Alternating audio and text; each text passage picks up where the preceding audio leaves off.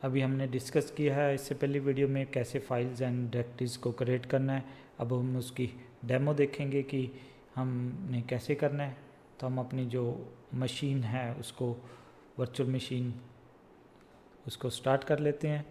पहले ही स्टार्ट है तो अब हम रूट की तरह काम नहीं करेंगे। आपने ध्यान रखना है कि आपने नॉर्मल यूज़र जो हमने बना रखा है उसी की तरह ही काम करना है। तो हमने एक विपिन यूज़र बनाया था तो उसकी तरह हम लॉगिन कर लेते हैं। तो हमने फ़ॉन्ट साइज़ बड़ा किया हुआ है।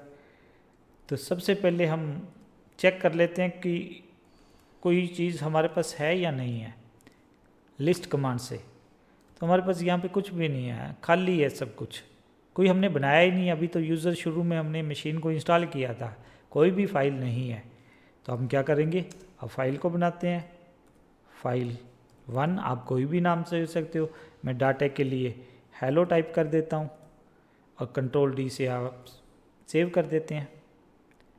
अब इसको चेक कर लेते हैं। चेक करने के लिए हमारे पास क्या कमांड है, वैसे ही आपने कैट, जैसे विंडोज़ में हम नोटपैड खोल लेते हैं, नोटपैड से फाइल बना देते हैं, उसका कंट्रोल एस से सेव करके फाइल का नाम दे देते हैं।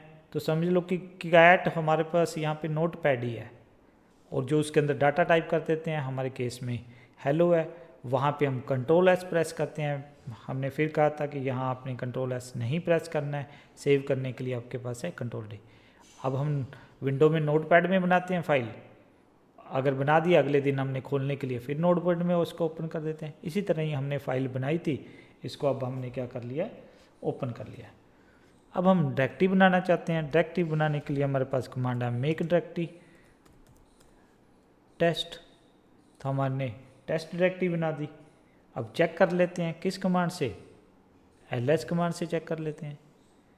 अब भाई ये जो आउटपुट है डिफरेंट कलर्स में दिखा रहा है, ठीक है। ये जो हमारी ये फाइल है ये हमारी डायरेक्टरी है, पर कई बार हम कंफर्टेबल नहीं है कलर्स में, तो क्या करें, थोड़ी सी हम कमांड को चेंज करते हैं ls-l।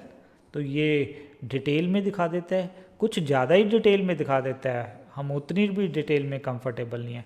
अभी हम बाकी सारी चीज़ों को डिस्कस नहीं करेंगे, हम सिर्फ जो पहला करैक्टर की तरफ ध्यान देना चाहते हैं। अगर ये हाइफन है इसका मीनिंग ये फाइल है, अगर ये डी है तो इसका मीनिंग क्या है, ये डायरेक्टरी है। तो इससे हमें पता लग जाता है कि कौन सी है। बाकी चीज़ें हम धीरे धीरे डिस्कस करेंगे, एंड में ये सारी चीज़ें हमें पता होंगी कि क्या है। बट अभी हमारा जो था कि हमने ये पता लगाना था कि कौन सी फाइल है कौन सी डायरेक्टरी है। तो हाइफन का मतलब है कि वो फाइल है, डी अगर पहला करैक्टर है तो उसका मीनिंग है कि ये डायरेक्टरी है।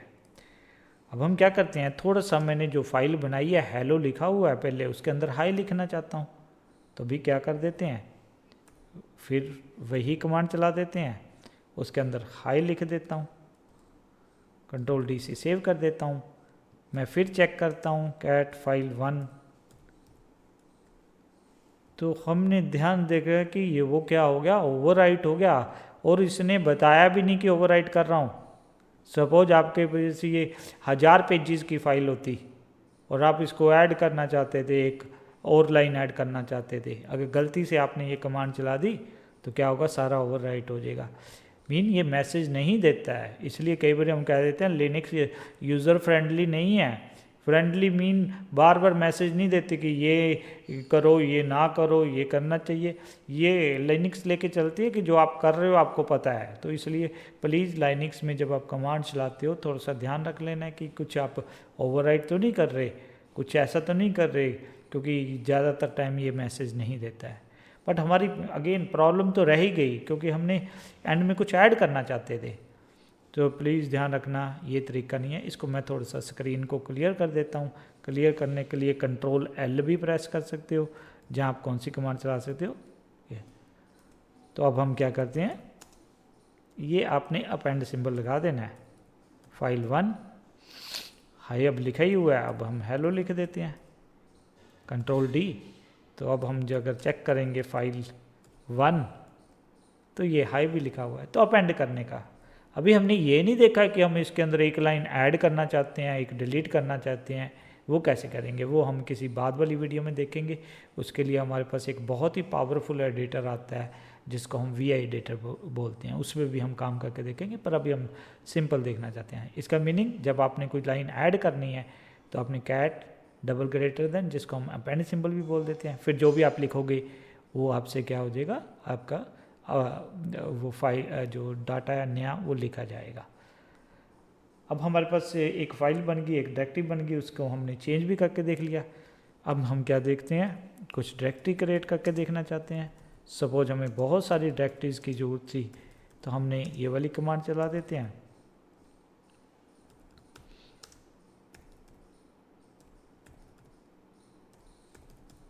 दैट मीन हमने कहा ए डायरेक्टरी क्रिएट कर दे, बी कर दे, सी कर दे, सी के अंदर डी कर दे, सी के अंदर डी के अंदर ई कर दे। तो हम जैसे ये कमांड चलाएंगे चलने लग गए। पर ध्यान रखना, मैं एक चीज़ और दिखाना चाहता हूँ। सपोज मैं ये ऐसे कह देता हूँ, मैं क्या कह देता हूँ कि भाई एक्स एक्स के अंदर एक वाई वाई कर दे। देखते हैं कमांड चला के क्या होता है। भाई इसने क्या कह दिया, कैन नॉट क्रिएट। इसको समझाने के लिए मैं एक रियल लाइफ एग्जांपल लेता हूँ। सपोज मेरे सामने ग्राउंड है और मैं आपको बोल देता हूँ भाई आप उस ग्राउंड पे एक सेकंड मंजिल बना दो, सेकंड फ्लोर बना दो। अब क्या आप बनाना शुरू कर दोगे क्या सेकंड फ्लोर? हवा में बनाओगे क्या, हवा महल बनाओगे क्या? भाई आपका आंसर क्या होना चाहिए कि नहीं सर, वहाँ पे पहली मंजिल है ही नहीं, पहली मंजिल होगी तो तभी बनाएंगे वो सेकंड मंजिल। तो यहाँ पे भी हम क्या कह रहे हैं, उसको कमांड को कह रहे हैं मेक डायरेक्टरी एक्स एक्स के अंदर वाई वाई बना दे। तो भी हमने एक्स एक्स तो बताया ही नहीं, बनी ही नहीं हुई हमारी एक्स एक्स। तो हमें क्या करना है, एक्स एक्स हम ऐसे सीक्वेंस वाइज। ध्यान रखना आपका कंप्यूटर उतना कि इंटेलिजेंट है जितने आप इंटेलिजेंट हो। ये नहीं है कि भाई कंप्यूटर समझ जाएगा भाई आप क्या चाहते क्या थे, उसी हिसाब से वो करने लग जाएगा। अभी कंप्यूटर इतना समझदार नहीं हुआ है। तो इसलिए आपने ध्यान रखना है लॉजिकली, जैसे कंप्यूटर ने तो वैसे काम करना है जैसे आप इंस्ट्रक्शन दोगे। तो हमने प्रॉपर इंस्ट्रक्शन देनी है कि भाई मेक डायरेक्टरी एक्स एक्स, उसके अंदर वाई वाई बनाओ। तो इसलिए ध्यान रखना, हमने जो ऊपर इंस्ट्रक्शन दी थी, हमने कहा ए बना दो, बी बना दो, सी बना दो, सी के अंदर डी बना दो, सी के अंदर डी के अंदर ये पूरा एक का अपने लॉजिकल पाथ देना है तभी बनेगा। अब हम क्या करके देखें, एल करके देखते हैं। बट अगेन हम -L से हमें पता लगेगा तो वो सारी डायरेक्टरीज वगैरह। पर यहाँ पे आप देखोगे डी नज़र नहीं आ रही है डायरेक्टरी, ना ई नज़र है। क्यों नहीं आ रही नज़र? क्योंकि भाई डी और डी जो है सी के अंदर है, अगर उसके अंदर जाएंगे तभी वो हमें दिखाई देगी। तो इस चीज़ को आपने ध्यान रखना है। अब हमने फाइल भी बना ली, डायरेक्टरीज भी बना ली। तो अब हम क्या करना चाहते हैं, रिमूव फाइल को रिमूव करना चाहते हैं। तो उसके बाद हमारे पास कमांड है रिमूव फाइल, और डायरेक्टरी को रिमूव करना है तो हम क्या कर देते हैं, रिमूव डायरेक्टरी ए बी हमने दोनों को। अब थोड़ा सा हम स्क्रीन को क्लियर कर देते हैं, Ctrl+L से क्लियर कर देते हैं। अब हमारे पास क्या रह गया, एक सी डायरेक्टरी रहेगी, एक टेस्ट डायरेक्टरी रहेगी, एक हमारे पास क्या है XXX डायरेक्टरी बनी हुई है। तो अब हम क्या करते हैं, रिमूव डायरेक्टरी सी को डिलीट करने की कोशिश करते हैं। वो कहता है नहीं करने दूंगा। क्यों नहीं करने दूंगा? क्योंकि रिमूव डायरेक्टरी सिर्फ एम्प्टी डायरेक्टरी को डिलीट करने के काम आती है। तो अभी डायरेक्टरी एम्प्टी नहीं है, सी के अंदर डी है, डी के अंदर ई है। तो हमें क्या करना चाहिए, जहाँ तो सी के अंदर डी के अंदर चले जाएंगे CD कमांड के साथ, उसके अंदर फिर चले जाएंगे, फिर जाके डिलीट करेंगे, फिर वापस आएंगे। पर वो लेंथी प्रोसेस है, इसके लिए हमारे पास एक बहुत बढ़िया कमांड है RM-R, आगे हमने जिसको भी डिलीट करना है। तो जैसे ये रन करेंगे, R का मीनिंग है रिकर्सिवली डिलीट कर दे। ध्यान रखना, जब हम बहुत पहले यूज़ करते थे डॉस यूज़ करते थे, डॉस के अंदर भी एक कमांड होती थी डेल्ट्री।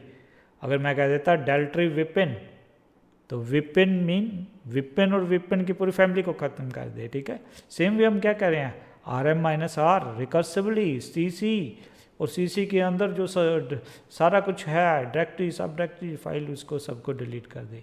तो ये आपने थोड़ा सा ध्यान रखना है। अब मैं बाकी भी मेरे को नहीं चाहिए तो व्हाट शुड आई, मैं क्या करूं, हम क्या कर देते हैं एक्स को भी डिलीट कर देते हैं, क्योंकि उसके अंदर बिल्कुल हम क्लियर करना चाहते हैं, और जो टेस्ट डायरेक्टरी है उसको भी हम रिमूव कर देते हैं। तो हमने जो भी फाइल्स वगैरह डायरेक्टरीज वगैरह बनाई थी वो सारा कुछ हमने क्या कर दिया, सब कुछ क्लियर कर दिया। अब हमारे पास फिर कोई फाइल नहीं है, तो अब हम इसको क्या कर देते हैं, क्लियर कर देते हैं। तो हमारे केस में हमने देख लिया कि फ़ाइल को कैसे बनाना है, डायरेक्टरीज को कैसे बनाना है, उसको डिलीट भी कैसे करना है, मल्टीपल डायरेक्टरीज वगैरह कैसे बनानी है, वो सारा कुछ हमने देखा है।